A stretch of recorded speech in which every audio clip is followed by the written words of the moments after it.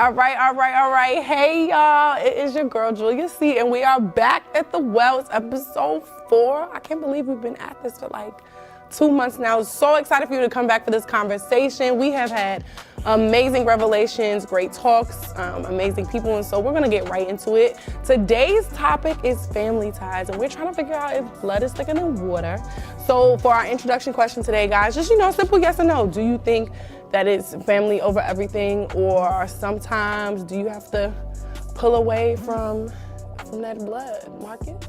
Honestly, I think, your family is very important, especially like your immediate family. Like, it's very important, but also you do have to understand, like, all right, when are some of those family members, like, you know what I'm saying? You may have to pull away at some point if it's not healthy for you or leading you in the right direction that God wants you to go. So I will say that. Am I saying my name? Oh, sure. My name's Willie. Hello. I'm screaming. I think depending on what we define as family, so I think in the context of marriage, that is over everything. But then once we start to step out, that's when we start to prioritize where people stand and what I can appropriately cut off and when. Okay. I am Julia Sims. Hey guys, so happy you're tuning in again. But to answer that question, I echo Marcus's statement. I think, just the same, like, of course, you want to prioritize your family, but like, if your family is being toxic or like your family is actually, part of your family is your enemy, it wouldn't make sense for you to constantly try to, I guess, keep that relationship so close, knowing that you're suffering. So depending on what it is, you can set boundaries, or like your friends, they become your family. So yeah. Right on. Blessed love, what's good? Austin Ezra Clark, we back here on the well again. Every time. I love it. It's like his name is a business. And blood is thicker than water, like 100%. My siblings, I'ma ride for them to the end, and I know they're gonna ride for me. Outside of that, like, people can come into the fold, and in a general sense, if you have particular like family members that are like trying to lead you away from what your destiny is or being a negative influence from you, then yes, you do have to move on. That's what I think. Okay, well, it's your girl, Julia C. And it's crazy because I'm like super close to my family, but I'm not ascribed to blood is thicker than water. I think that just growing up with my friends and the people that I deal with, I know what happens when, your family is actually the source of your pain, your hurt, your issue. And I think, like, especially in the Black community, we ascribe to this idea that, like, but they're your mother, but they're your father, but they're your sister, but they're your brother. Like, and sometimes we rely too much on family ties, and we don't do the work that's necessary, because, like, if they weren't your family, would you like them treat you like that, things like that? So I'm not, it can be in the ideal situation, but I think all relationships require work and diligence, and you can't just bank on the fact that I'm related to you or you gave birth to me to suffice for what we have. And so that being said, I kind of want to just open it up. Like, who do y'all go to in time of need? Like, when you need something, whether it's like physically, spiritually, emotionally, financially, mentally, like, who do you typically go to and why? Sometimes for me, I'll talk to like one of my close female friends. Sometimes, depending on what it is, I'll have a conversation with my mother. But the reason why I may go to a friend before I do like my mother or my father and talk to them is because I know they're prone to worry. And like, that's not what I want. Like, if I need help or if there's a situation, you know what, let me just let me talk to my peoples real quick, like some of my friends, and I can talk some things out. But if I say, then they're like, oh, and I don't want to worry them, I don't want so that's a big thing as far as that. But like for serious guidance in life, where it's not something that they'll be worried about, I know I can always, talk to my parents. For real, those are two people, and my older sister. So yeah. I guess my mom is my best friend. And I would say my husband, But the reality is, I love you, Bruce, is that, you know, sometimes I want that emotional response. Like, I want a woman that is going to meet my energy. You want the what? Yeah, and like, Girl. Say it again. or be that sensitivity, or give Yeah, me yeah, that, that's true, like, though, that's that true. woman's touch. So, it depends on what it is, but usually I'll go to my mom, and she's also very clear cut. Like, she doesn't cut me a lot of slack. Like, she'll tell me, get over it. Like, if it's something that I need to get over, she'll say it. So she's less prone to worry, but my husband sometimes is not as sensitive as I'd want. So more often than not, it's my mom. It depends for me. I think that I used to, of course, go to like my best friend or, you know, my mom. But like now when I experience like life situations, like I think about who would be the best person to bring this to, not necessarily the closest person to me, because I want the best insight. So if you haven't experienced something that I'm dealing with, then I'm probably not going to come to you first, because you might can offer like your opinion, but maybe not the necessary next steps, or like you can relate to what I'm going through because you haven't, you know, did that. And sometimes I realized that if I went to somebody first and they were the wrong person, I sometimes didn't take the best approach to whatever situation it was, or I took in their like worry or their, you know, opinion and like internalized that and made the situation bigger than actually what it was. So yeah, it just depends for me. So whoever, now if I just want somebody to talk to, I don't really want any advice, you know. That'll be my mom, my best friend, or something like that. But nowadays, I think about what it is that I'm going through and who will be the best person to help me with that. That's good. So when you think of that, like, I prescribe to the idea that like there's family and there's relatives. I've never been. What do you thought of mean? that. Like friends and Like there are associates, but people within your family. that, like, to me, But that's true. a relative is someone that I am biologically related to. I didn't ask for you. Okay, We I are get what you're saying. here, you know, but I feel like family is a relationship. And I have a lot, like when I think of my best friend, she is my sister.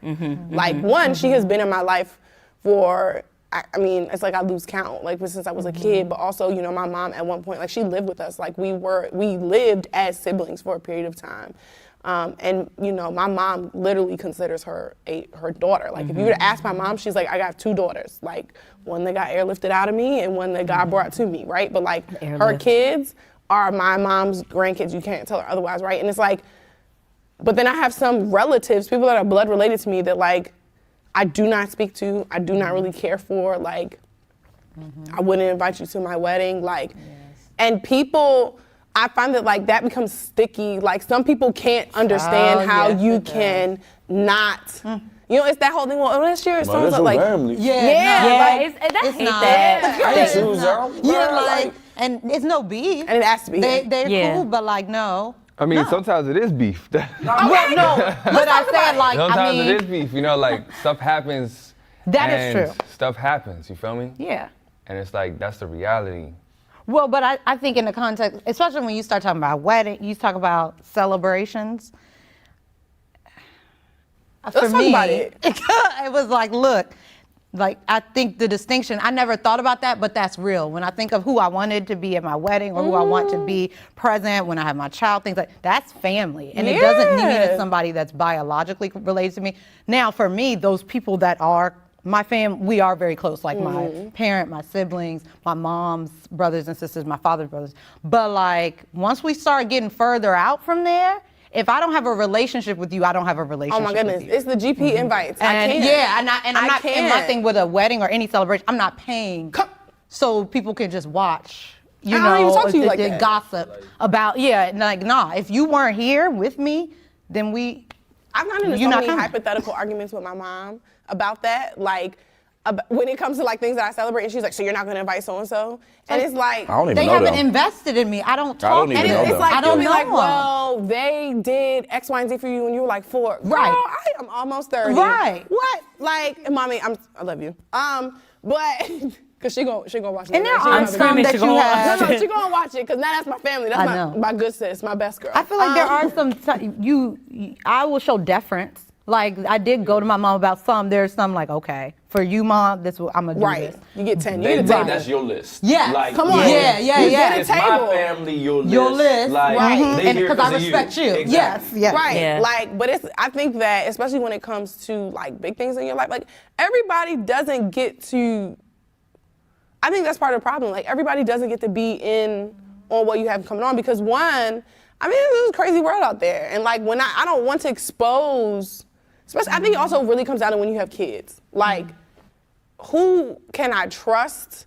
Who can I, like, 'cause even with my goddaughters, like, my best friend, like, I don't even bring her around everybody. Everybody can't watch her. Everybody can't be around her. Like, some people can't even hold her. Like, because, I don't, no disrespect, but like, I don't know you. I don't know anything about you. And I'm not gonna expose, you know, because that's how real life traumatic stuff happens. Like when you hear about all the, like what kills me is like when you hear about all these stories about like people who were, you know, who have these traumatic experiences with Yeah, their family with members. family Either they members. were molested or they were improperly handled or abused. And most of the time it comes from people that, as sad as it is, like a lot of those cases Family are members. internal. They are family members who like, have I don't ascribe to access. that. 'Cause Go you didn't give your nec- uncle a hug or go get, nah, like, you have to teach boundaries. And I feel like when we get into that whole like blood is thicker than water, like nah, everybody can't have their hands in the pot because I don't know your intentions, I don't know who you are, and I can't bring everything into my space. That's just always, man, that's Uncle, and you know that's how No. Uncle, so, and it's like, well,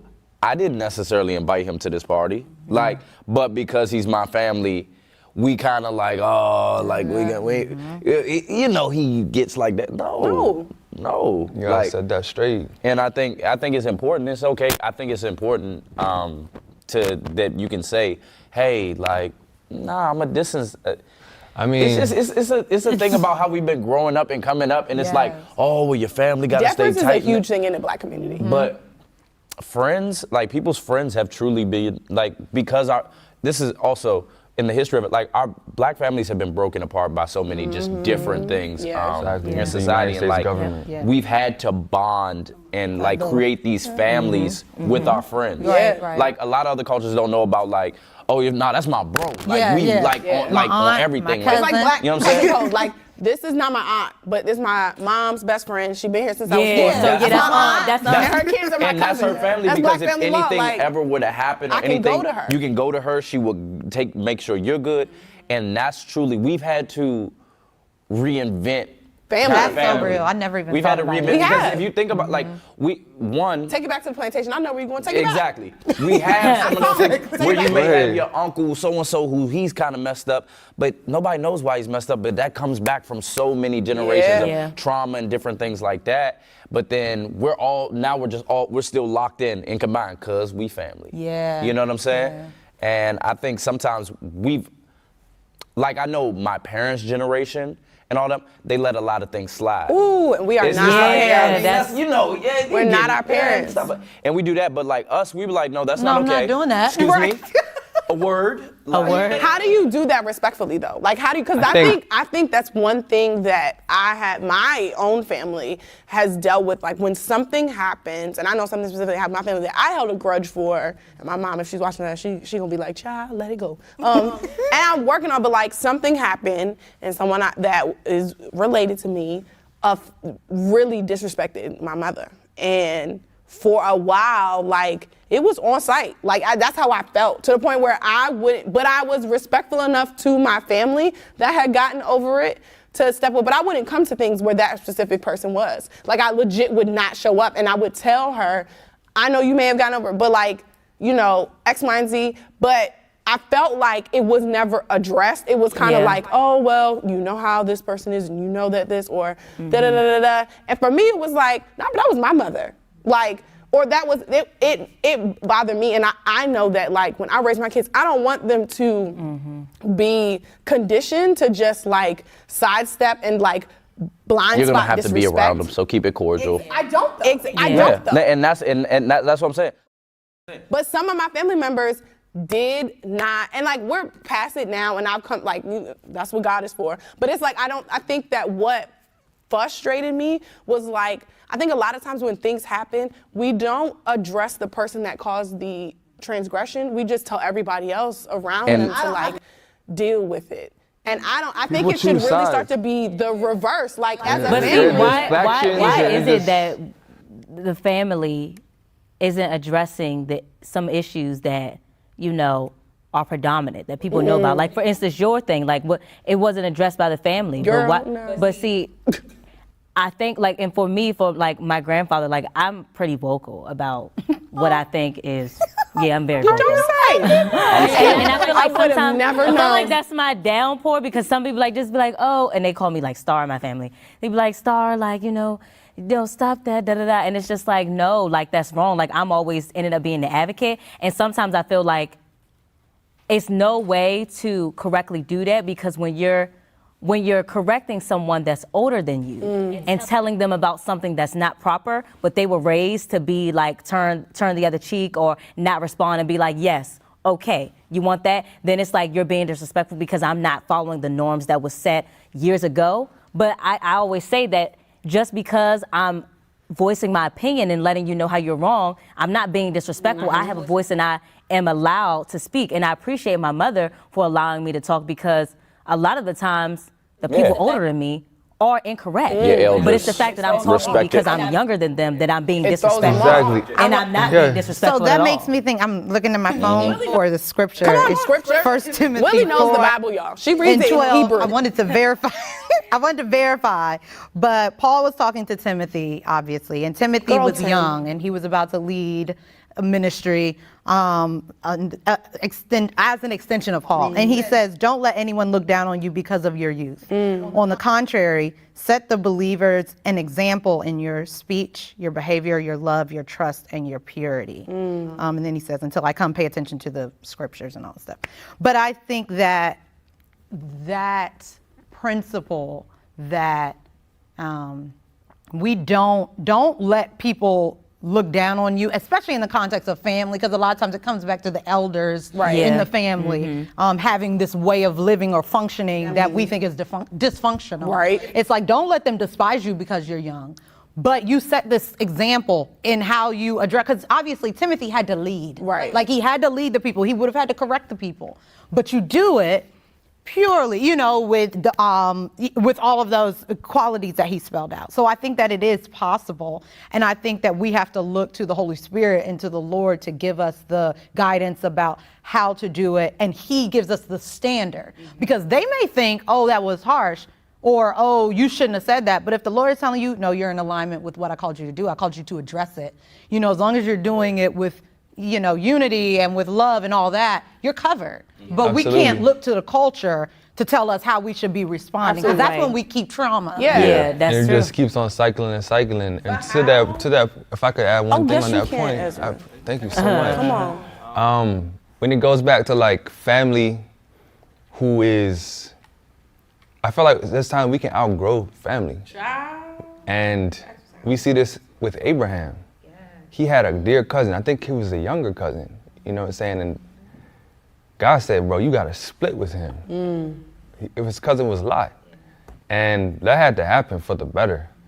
And like with me, I really love the idea of like families, you know what I'm saying? And just like community. And, you know, my cousins, like my first cousins, like, and even people that we grew up with that have become cousins, like I look at them like, bro, I will die for you just off the strength that you are connected. And like, I really love that. I hope my kids have that. I want to give them that type of connection.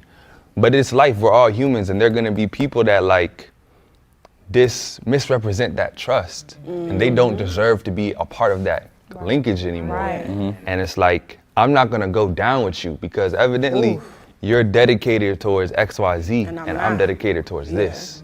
So it's like, Jesus was like, your brothers and your sisters, those are the ones that follow God. Yeah. So reality is that like, yeah, we probably will have to sever ties in love. In love, yeah. Hey, and you can always, you know what I'm saying? I love you. And that's that right there, like that had to. Nah, but like I think I love you, but love you from a distance. Yeah, like, that's because true. you can't like. But I think about the relationships that like what it comes down to is like it's a relation, it's building. Like if you think about the cousins that you're probably close to, you spent time with them, you have memories with them. Like I have a group of cousins on my mom's side, and I call we're the CCs, like my core cousins. Like these are like, if I'm going through something, like I call them like my brother cousin, sister cousin, like we're, because I was the baby.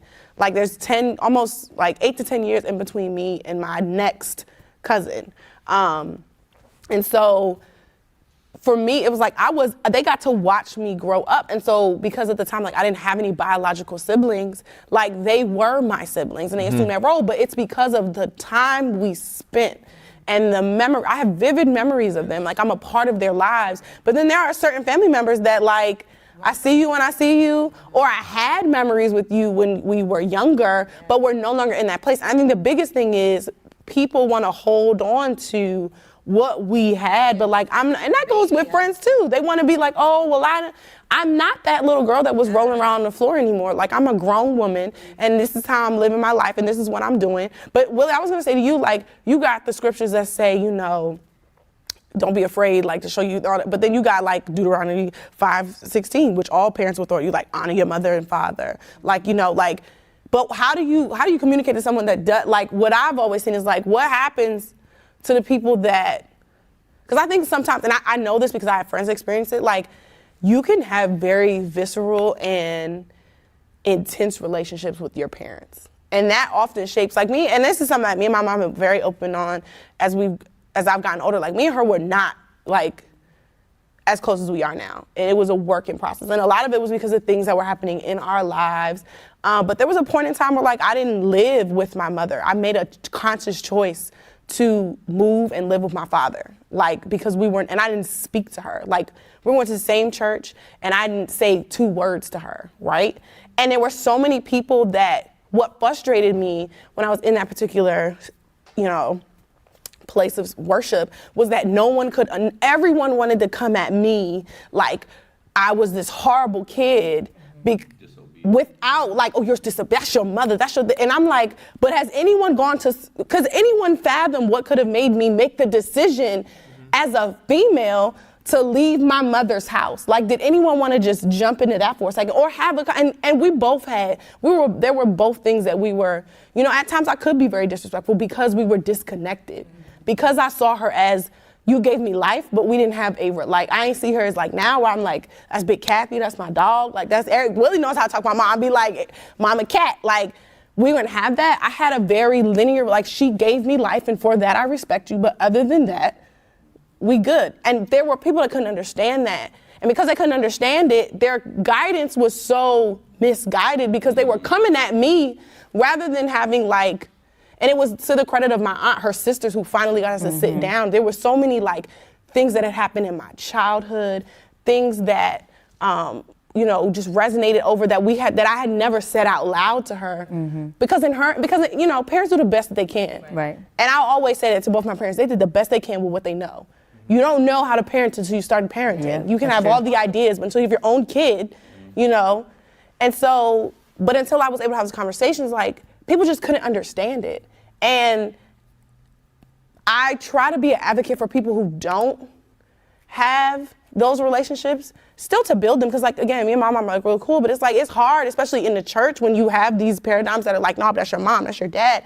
That was part of the reason why I kind of stepped away from my faith, because I saw this place, this institution that was demonizing me almost for doing what was best for me mentally and emotionally.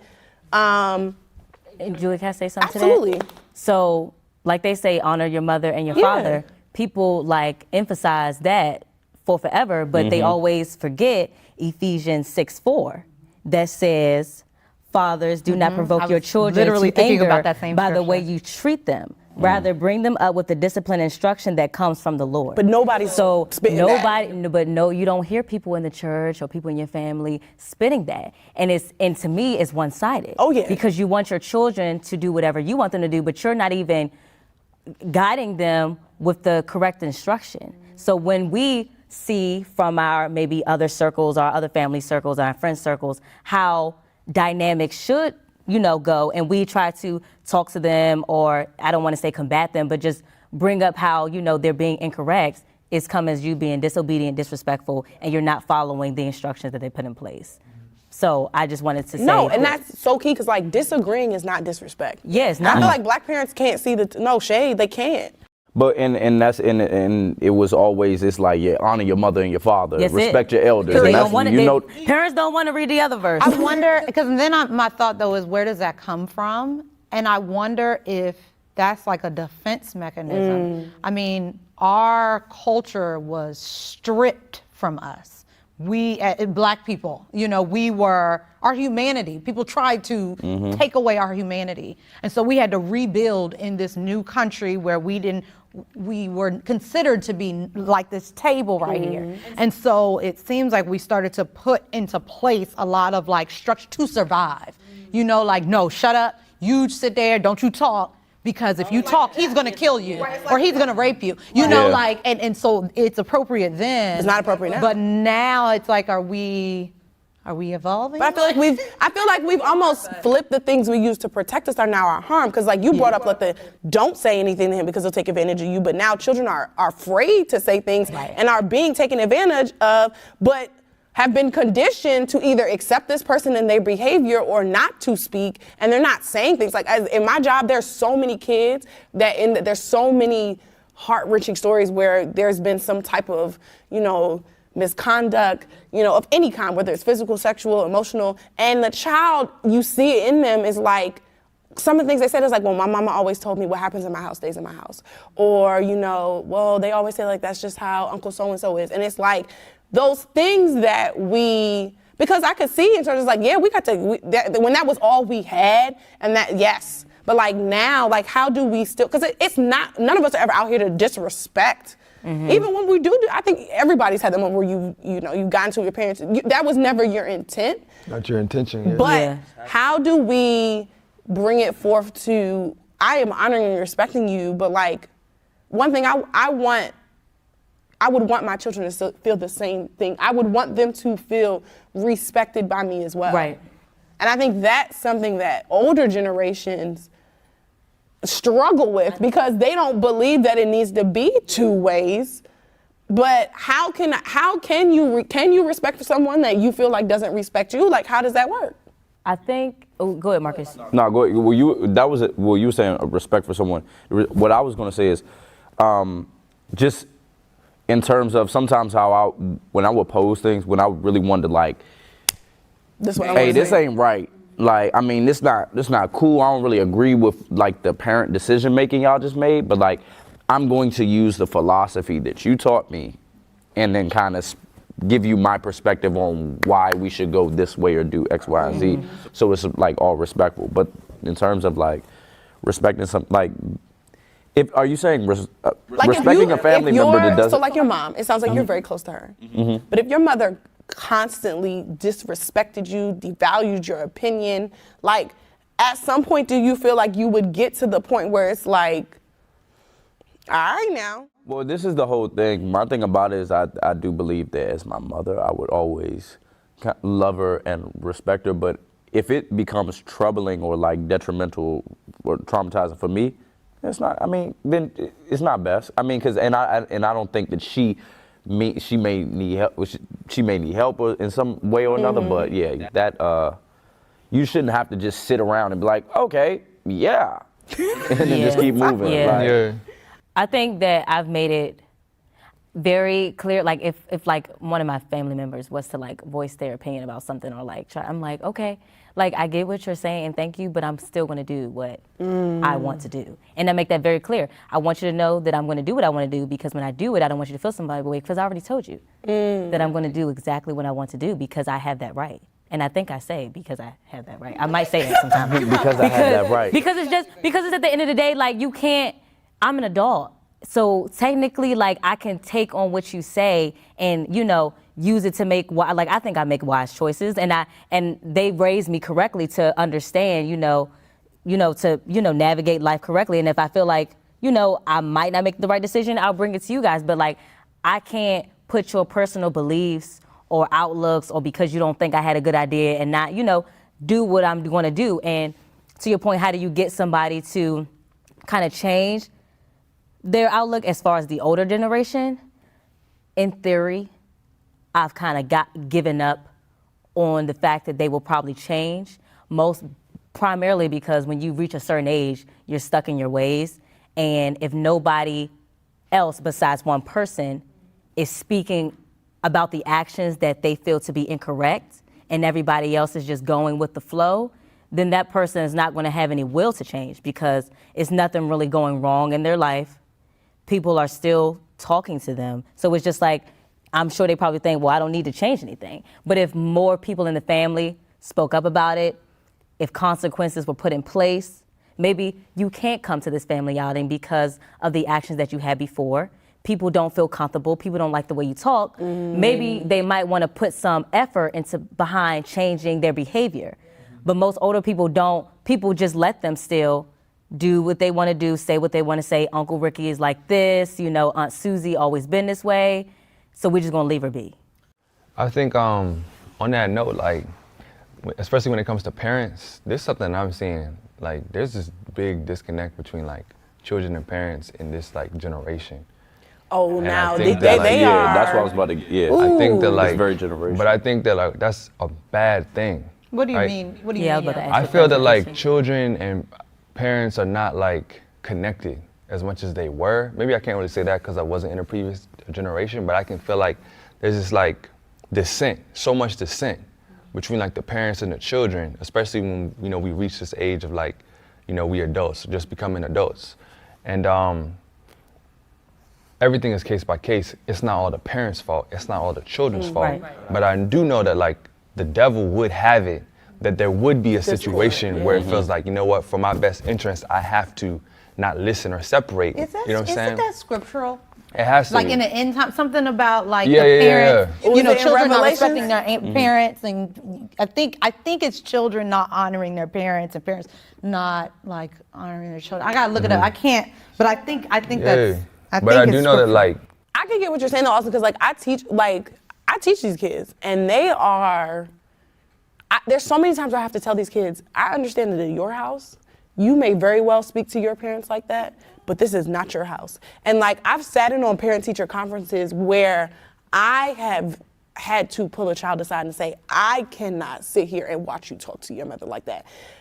A lot of it, now I will say a lot of it does come with younger parents and parents of multiple children and it's typically that older child. And I feel like a lot in this generation I'm seeing, like these kids, like we were latchkey kids, but this version of latchkey kids is But I think at it's an about how you're uncomfortable raised, level. though. Like you're no, watching. but it's because they see themselves as adults because of the They have to raise- responsibilities that they see themselves as equals to their parents. And so when their parents try to trump them with well, I birthed you or I they like, raised well, I'm you, taking care they're of like, your but I'm kids. taking care of all your kids and you're barely home. Like, But I don't think that's necessarily true because I know kids that help in the family and they are respectful to their parents and because their parents are respectful to the mother is respectful to their mother and then on. It's not disrespect across the board, but I think if you have a person that's younger that's helping out and then that parent is being disrespectful to their parents, you're seeing the disrespectful behavior. Absolutely. I think it's all about how you're raised. So if It's you're definitely raised on generational. values and morals, I don't care if you're chipping in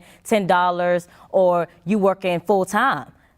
I don't see how that correlates to how you can disrespect someone just because you are acting as a provider. but I think it's because they're raising themselves. They're not being raised by their parents. They're raising So themselves. that's abandonment then. Now that's true. So that's a whole different conversation. So but that's the thing. Do you still you come out of do you still respect that person at the end of the day? You grow you into adult probably and you don't come because back if you to feel them. abandoned by your parents, how can you respect them? You clearly have some type of void in conversation that needs to be had. there's definitely a void. But what I'm saying is that like, it is in our individual best interest to maintain that respect and honor and listen to the advice and take that advice to the extent that it's healthy for us. But is there ever a point where you feel like there is a hard stop of like what? Because I think that's where it holds a dangerous line. I'm not saying like the kid, and as an educator, I can see, and I study this, right? So I know why it's happening, but like, it's in general, like, is there, like, yes, it's in our benefit, but there can be things like, and it doesn't even have to be those high level things of like, Wait, so oh, Austin, what are you exactly yeah, saying? like, What I'm exactly saying is that like, I feel like, okay, we're kind of like actualizing, right, our rights to be like, look, our parents are stepping on our toes in whatever way, maybe not stepping on toes is the right term, but they're doing something wrong to us. And now we're embracing our freedom and basically saying, look, I might need to cut you off. And I feel like there's a lot of people that are doing that in this generation. And what I'm saying is for everybody who's doing that, like, it's in our best interests to figure out how we can honor our parents, listen to our parents, and do what they want us to do in our lives. It's in our best interests. Now, but how do you know what they're telling us to do with our lives is correct or not? Because I feel like that's a bold that was statement. the next point that I was gonna say.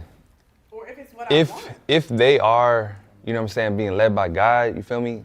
It's in our best interests. Right. It's in our best interest. Now, is there a line? Yeah, if that person is not, if they're like an evil person, if they're a bad person, like in the sense of like, yes, they're doing bad things, like, and what they're saying is not good for you at all, and obviously we would all know that case by case, then yes, that's the line.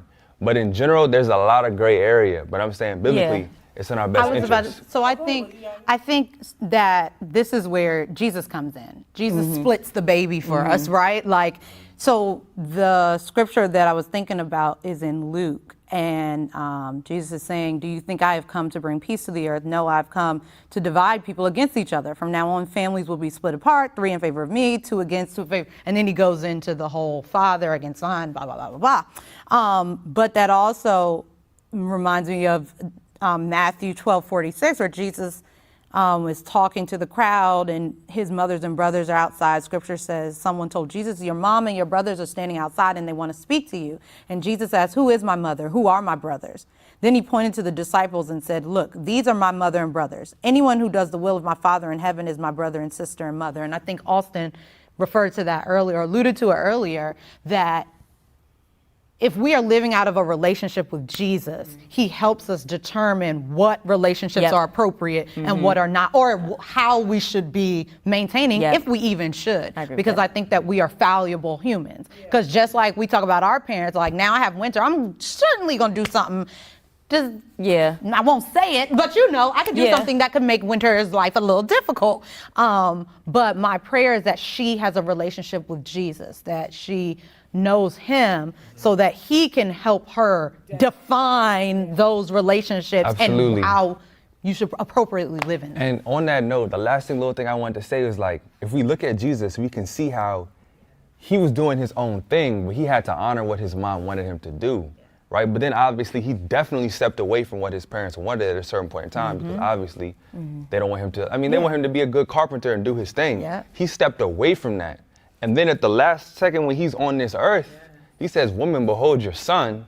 And then he says to his disciple, basically like, yo, take care of my mom. He didn't have to say that, you know what I'm saying? Because he was like, he's done on this earth in this sense until he comes back again.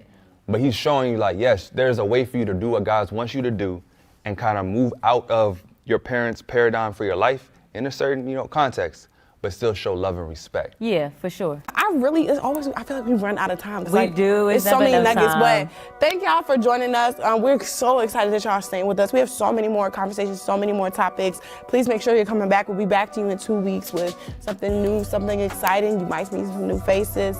But as always, this is Julia C. We're checking out the well, and we'll see you next time. Bye.